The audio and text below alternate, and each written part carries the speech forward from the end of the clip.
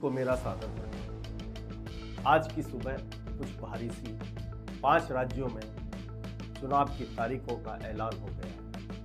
रैलियां, digital campaign, वादों की बौछार और करोड़ों का तामझाम। दिल्ली से लेकर गांव की गलियों तक अब सिर्फ वोट और डेटा की चर्चा होगी। लेकिन मेरा मन कहीं और अटका है। जब सत्ता के गलियारे इस चुनावी जश्न की तैयारी कर रहे हैं, तब इस देश के मेरे युवान भाई और बहनों के मन में क्या चल रहा है।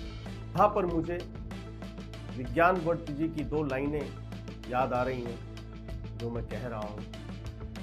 आज के हर घर की कहानी है, सियासत की एक कैसी चाल है, सब देख लेते हैं, मगर जो आंख में है वो नमी हो ही नहीं है। वैश्विक हलचल, मिसाइलें और हमारा चूक। आज दुनिया एक ऐसे डिजिटल दौर में है जहां इंसानियत से ज्यादा स्मार्ट वेपन्स की नुमाइश हो रही है। ईरान और इजराइल के आसमान पर अब धुआं नहीं बल्कि घातक मिसाइलें बरस रही, ड्रोन मंडरा रहे। उधर अमेरिका में डोनाल्ड ट्रंप का अपना पावर गेम चल रहा है। उनकी नीतियां पूरी दुनिया की अर्थव्यवस्था को हिला रही हैं।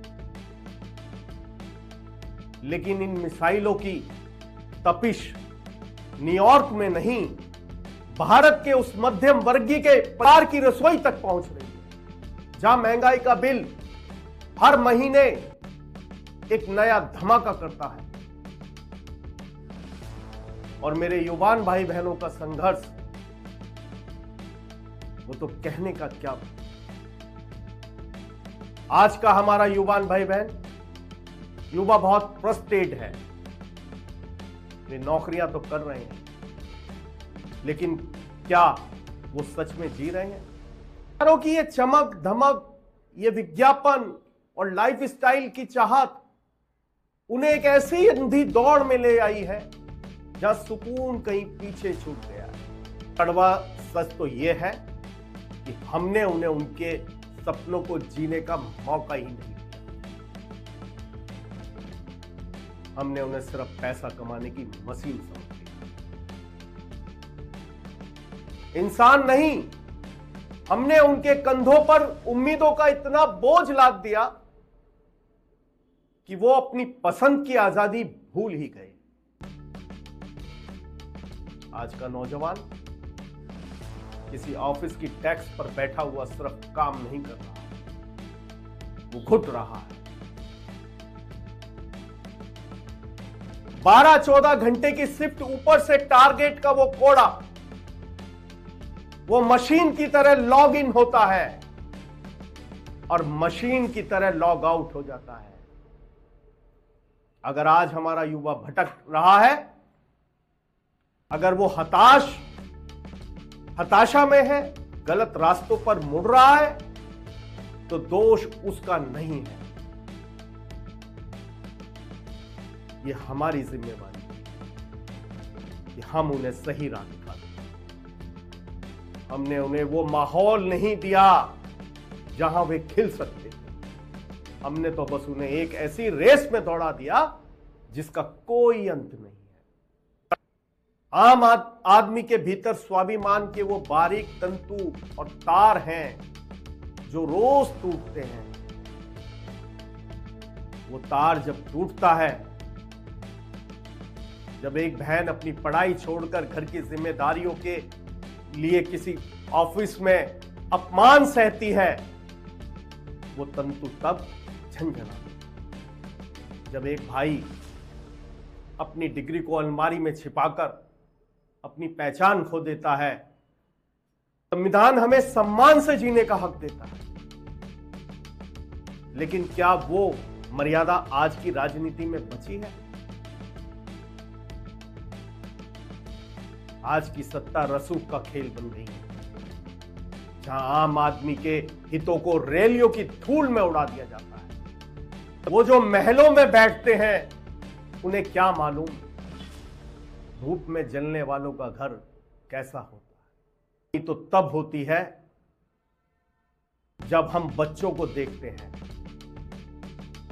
अपने बचपन को कंपटीशन की आग में झोंक दिया है,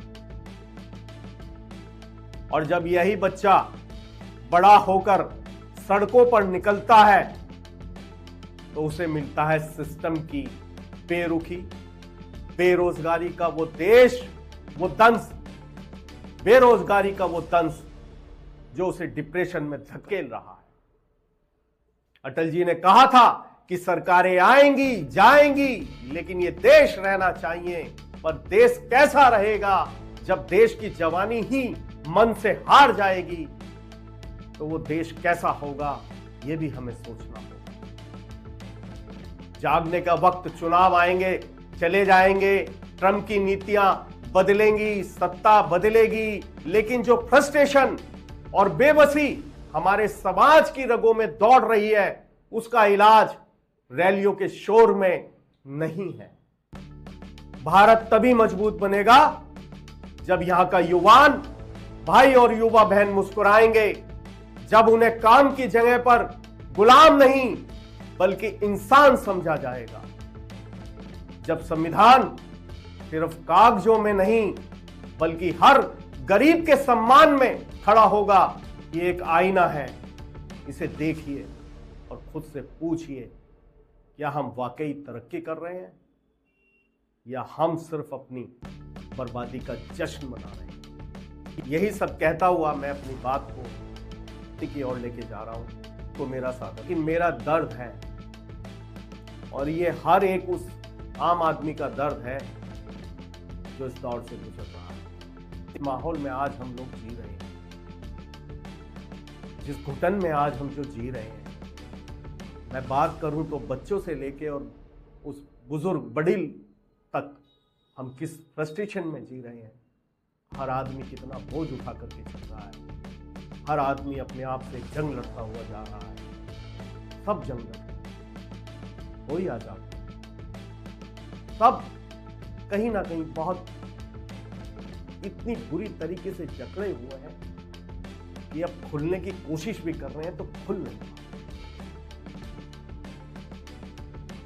और सिस्टम भी हम पे इस समय ऐसी बेरहमी कर रहा है कि वो भी हमें वो चीज नहीं उपलब्ध करा पा रहा है जो हमें मिलनी चाहिए।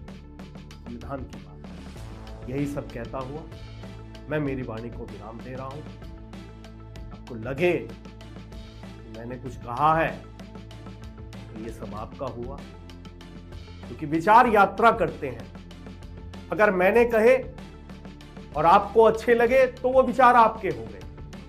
विचारों की एक यात्रा है, तो यही थोड़ा सा पीड़ा था मन का जो मैंने रखा है।